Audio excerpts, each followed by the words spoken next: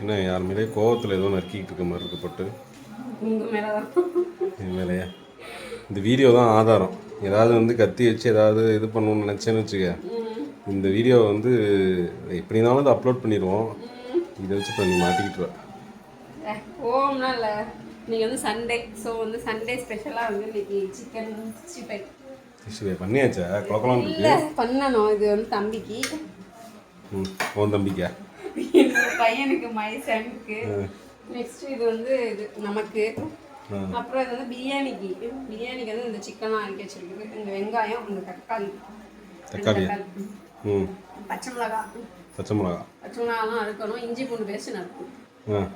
பிரியாணி செய்யறது ரொம்ப ஈஸி, ஆனால் அந்த இஞ்சி பூண்டு கட் பண்ணால் தான் வந்து இருக்கிறதுல மிக மிக பெரிய கஷ்டம். ஏன் ரெண்டு பெரிய கத்தி எடுத்துருவா கட் பண்ணுறதுக்கு? அது கிடையாது, சின்ன சின்னதாக இருக்கும் பூண்டு. அப்புறம் வந்து இஞ்சி தோல்லாம் செய்யணும், அப்புறம் அதை மிக்சியில் போடணும், அதை போட்டு ஊற வைக்கணும், அதை வதக்கணும். அதெல்லாம் இருக்கிறதுலே பெரிய கஷ்டமான வேலை. எப்படியும் 4 மணி ஆகுமா பிரியாணி ரெடி ஆகிறதுக்கு?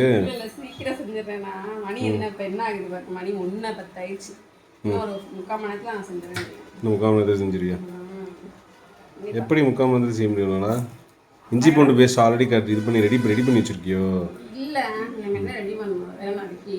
சரி பொறுமையாக பேசிகிட்டு இருக்காது. நறுக்கு ரெடி எடுக்க.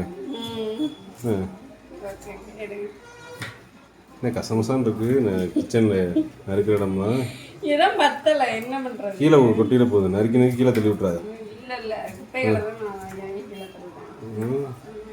குப்பையோட தம்பிக்கு வந்து பிரியாணியே கொடுக்கலாம்னு ஐடியாவில் வைக்கலாம். பார்த்து குப்பையெல்லாம் சேர்த்து வதக்கிடாது போட்டு. இஞ்சி என்ன அதுக்கு ஃப்ரீசரில் வச்சா நல்லா இருக்குன்னு சொல்லுவாங்க. ஆனால் வந்து அதுக்கப்புறம் எடுக்க ஒரு மணி தண்ணி ஜூஸ் ஆட்டம் ஊற்றுது. அதனால வந்து ஃப்ரிட்ஜிலே போட்டு வச்சுட்டேன் இஞ்சி.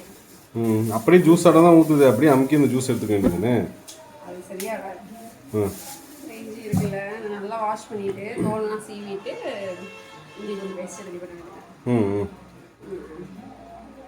சூப்பராக இருக்கும் பிரியாணி. பென்சில் சீவிர மாதிரி சீவிர அழகா.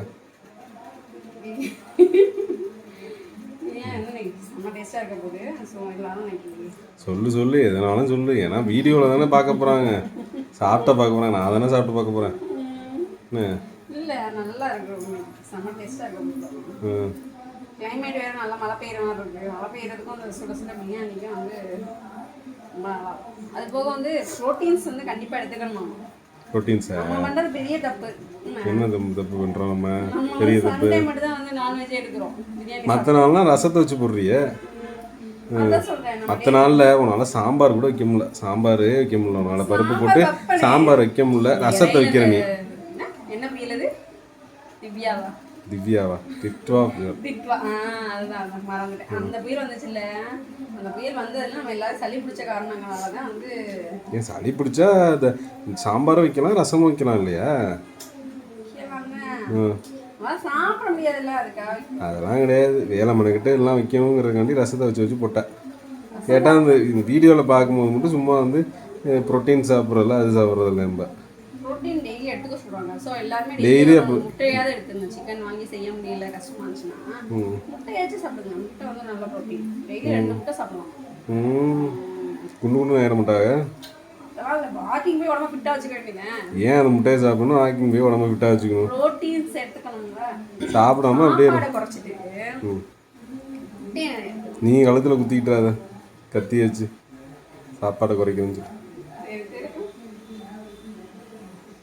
என்ன அழகா சீவியாச்சு. பேசிக்கிட்டே சீவிட்டேன். காத்து எல்லாத்தையும் வந்து குட்டி குட்டியாக நறுக்கிட்டு போட வேண்டியதான். எதில் போட வேண்டியதான்?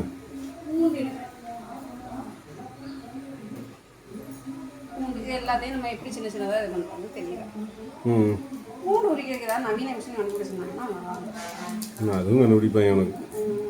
சமைக்கிறது வாயால சமைன்னு சொல்லிடலாம். அது பின்னாடி இருக்கிற கஷ்டங்கள் வந்து அவர் சமைக்கிறவங்களுக்கு தான் தெரியும். எங்க பின்னாடி இங்க இல்லை, சமைக்கிறவங்களுக்கு தான் அதோட நாளோட கஷ்டங்கள் எல்லாமே தெரியும். புரியுது எனக்கு. ஒன்றும் பெருசாக பண்ணுறது இல்லை நம்ம. டெய்லி எப்படி சாப்பிட்றோம்? புரியுது. ஹோட்டலில் வாங்குறது கிடையாது. புரியுது.